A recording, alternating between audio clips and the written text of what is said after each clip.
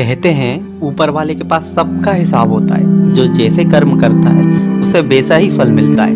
ये कहानी एक महान राजा की है। राजा बड़ा ही दयालु और दानवीर था। राजा के राजमहल में जो भी फकीर या जो भी जरूरतमंद इंसान आता वो वहां से कभी खाली हाथ नहीं लौटता। उन्हें जो भी मांगना होता वो राजा से मांग लेते और राजा उन्हें दे देता। सारे राज्य में खुशी का माहौल था। सभी राजा से बड़े खुश थे, क्योंकि जिसे भी जो चाहिए होता था वो राजा के पास जाता था और राजा उसे कभी मना नहीं करता था। राजा को अपनी दो चीजें बड़ी प्यारी थी, पहला अपना घोड़ा और दूसरा अपनी तलवार।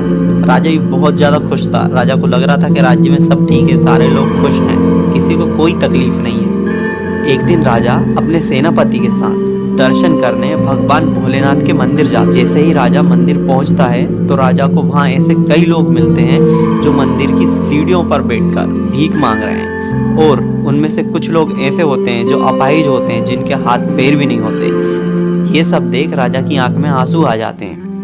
राजा अपने सेनापति को बुलाता है। सेनापति को बुलाकर सेनापति से बोलता है, सेनापति जी आप एक काम करिए, राज्य में जितने भी मंदिर हैं और उन मंदिरों के बाहर जितने भी ऐसे लोग बैठते हैं उन सब के लिए 2 टाइम के भोजन की व्यवस्था करा दीजिए, और साथ ही साथ उनके लिए एक विश्राम गृह भी बनवा दीजिए। सेनापति बोलता है, जी महाराज जैसी आपकी आज्ञा। और सेनापति ये दोनों काम करा देता है। राजा बड़ा खुश होता है। राजा को लगता है कि अब राज्य में सब कुछ सही है, हर इंसान राज्य का खुश है, किसी को भी कोई तकलीफ नहीं है। एक दिन राजा अपने सेनापति के साथ अपने दूसरे महल तलवारबाजी के अभ्यास के लिए जा रहा था। तभी राजा को रास्ते में एक बड़ा सा पीपल का पेड़ दिखाई दिया, और उसी पीपल के पेड़ के नीचे एक छोटी सी कुटिया थी। उसी कुटिया के बाहर एक बूढ़ा बाबा बैठा हुआ था। राजा अपने बूढ़े बाबा को देखा और सीधा निकल गया। दूसरे दिन फिर राजा वहां से निकला। राजा को फिर वो बूढ़ा बाबा वहीं बैठा हुआ मिला। राजा फिर वहां से निकल गया। ऐसे ही राजा जब भी वहां जाता वो बूढ़ा बाबा राजा को वहीं बैठा हुआ मिलता। राजा सोच में पड़ जाता है। राजा सोचता है कहीं इस बूढ़े व्यक्ति के पैरों में भी तो कहीं तकलीफ नहीं इसे, जिससे ये कहीं आ जा नहीं सकता, यहीं पर बैठा रहता है। राजा उस बूढ़े व्यक्ति के पास जाता है। उस बूढ़े व्यक्ति से बोलता है कि बाबा मैं आपको कई दिनों से देख रहा हूँ, मैं जब भी यहाँ से निकलता हूँ आप मुझे यहीं बैठे हुए दिखते हो। राज्य में इतने लोग हैं जिन्हें भी जो भी परेशानी आती है, जो भी दिक्कत आती है, वो राज्य महल में आते हैं और उन्हें जो भी चाहिए होता है वो मांग लेते हैं। आप मुझे बताइए कि मैं आपकी क्या सेवा कर सकता हूँ। बूढ़ा व्यक्ति राजा से बोलता है कि हे राजन, मैं बड़ा खुश नसीब हूँ जो उस राज्य में रहता हूँ जहाँ आप जैसा राजा है, जो गरीबों की इतनी मदद करता है, उनके दुखों को अपना दुख समझता है। आप मेरी कुटिया में आए यही मेरे लिए बहुत है, मुझे आपसे और कुछ भी नहीं चाहिए। राजा उस बूढ़े व्यक्ति से बोलता है, अगर फिर भी आपको कोई दिक्कत या परेशानी हो या आपको कुछ चाहिए हो तो आप मुझे बताइएगा, आपकी सेवा में हाजिर हो जाएगा। ये बोलकर राजा वहां से चला जाता है। अगले ही दिन राजा अपने कक्ष से सभा के लिए आता है, और जैसे ही अपने राज सिंहासन पर बैठता है राजा को वो बूढ़ा बाबा वहीं सामने खड़ा नजर आता है। राजा एकदम से सोच में पड़ जाता है कि राजा उस बूढ़े व्यक्ति से बोलता है, बताइए क्या दिक्कत परेशानी है, मैं आपकी क्या सेवा कर सकता हूँ। बूढ़ा व्यक्ति राजा से बोलता है, हे महाराज आपने मुझसे कहा था कि आपको जो भी चाहिए हो आप मांग सकते हो, और मैंने ये भी सुना है कि आपके दरबार से कभी कोई खाली हाथ नहीं लौटा, तो क्या मैं जो आपसे मांगूंगा वो आप मुझे दे सकोगे। राजा बूढ़े व्यक्ति से बोलता है, बिल्कुल, आप जो भी मांगोगे वो आपको मिलेगा। बूढ़ा व्यक्ति राजा से बोलता है, हे महाराज मुझे एक दिन के लिए आपका वो घोड़ा चाहिए जिसके बिना आप कहीं नहीं जाते। मुझे अपनी बेटी के घर जाना है जो यहाँ से दूर एक गांव में रहती है। राजा उस बूढ़े व्यक्ति से बोलता है, बाबा आप जो घोड़ा मांग रहे हो वो हमें बहुत ज्यादा प्रिय है। अगर आपको अपनी बेटी के घर जाना ही है तो हमारे पास ऐसे बहुत सारे घोड़े हैं, आपको उनमें से जो भी घोड़ा पसंद हो आप वो ले जाइए।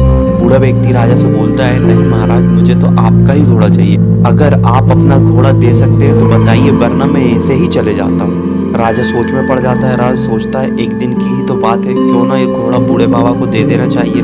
राजा उस व्यक्ति को घोड़ा दे देता है और अपने सेनापति से बोलता है, सेनापति जी इस बूढ़े व्यक्ति पर ध्यान रखिए, इसे कोई तकलीफ परेशानी नहीं होनी चाहिए। सेनापति उस बूढ़े व्यक्ति पर नजर रखने लगता है। वो बूढ़ा व्यक्ति जाता है और उस घोड़े को अपने आंगन में बांध देता है। सेनापति उस व्यक्ति पर नजर रखता है। सेनापति देखते रहता है। सुबह से शाम हो जाती है, घोड़ा वहीं बंधा रहता है। सेनापति जाता है और जाकर ये सारी बातें राजा को बताता है कि हे महाराज, उस बूढ़े व्यक्ति ने तो आपसे झूठ बोला, उसे तो कहीं नहीं जाना था, उसने आपका जो घोड़ा है आंगन में बांध कर रखा है। ये बात सुनकर राजा को बड़ा गुस्सा आता है। राजा अपने सेनापति से बोलता है, सेनापति जी, आप उस बूढ़े व्यक्ति को हमारे सामने पेश करिए ताकि हम उसे कड़ी से कड़ी सजा दे सकें। राजा अपने सेनापति से बात ही कर रहा होता है, इतने में वहां पर भागा भागा एक सैनिक आता है। सैनिक आकर राजा से बोलता है कि महाराज, एक बड़ा अनर्थ हो गया। राजा सैनिक से बोलता है, राज्य में तो सब सही है, फिर क्या दिक्कत हो गई? सैनिक राजा से बोलता है, महाराज, आपका जो महल था जिसमें आप तलवारबाजी के अभ्यास के लिए जाया करते थे, वो अचानक ही जमीन में धंस गया और उसके अंदर जो सैनिक तैनात थे वो उसी में दबकर मर गए। ये बात सुनकर राजा हैरान हो जाता है और तुरंत उस बूढ़े बाबा के पास जाता है और जाकर उस बूढ़े व्यक्ति को गले लगा लेता है। बूढ़े व्यक्ति को भी ये सब समझ में नहीं आता कि ये हो क्या रहा है। राजा को तो मुझे सजा देनी थी, पर राजा तो मुझे गले लगा रहा है। तभी राजा उस बूढ़े व्यक्ति से बोलता है कि बाबा, आज आपने इस राजा की जान बचा ली। अगर आप मुझसे अपना घोड़ा नहीं मांगते तो मैं आज भी तलवारबाजी के अभ्यास के लिए महल गया होता और उसी में दबकर मर गया होता। ये जीवन आपका कर्जदार है। मुझे समझ नहीं आ रहा कि मैं आपका ये एहसान कैसे चुकाऊंगा। बूढ़ा व्यक्ति राजा से बोलता है, हे महाराज, जीवन देने वाला मैं कौन होता हूँ? ये तो सब ऊपर वाले के हाथों में है। कल रात में जैसे ही सोया तभी भगवान भोलेनाथ मेरे सपनों में आए और उन्होंने मुझसे कहा कि कल सुबह राजा के राजमहल जाना और उनसे एक दिन के लिए अपना घोड़ा मांग लेना और लाकर अपने आंगन में बांध देना। इससे सारे राज्य में खुशी बनी रहेगी। और ये कहकर वो चले गए। और मैं भोलेनाथ का भक्त हूँ, उनका कहा टाल नहीं सकता था, इसलिए मैंने आपसे आपका घोड़ा मांगा। पर मेरे पास घोड़ा मांगने का कोई कारण नहीं था, इसलिए मैंने आपसे एक छोटा सा झूठ कहा कि मुझे अपनी बेटी के घर जाना है। ये छोटी सी कहानी हमें सिखाती है, अगर आपने कभी किसी का बुरा नहीं किया तो ऊपर वाला आपके साथ भी कभी बुरा नहीं होने देगा। इसलिए हमेशा अच्छे काम करें। अगर आपने अभी तक हमारे चैनल को सब्सक्राइब नहीं किया है तो चैनल को सब्सक्राइब करें। चलिए आगे फिर मिलते हैं किसी अच्छी कहानी के साथ। जय हिंद।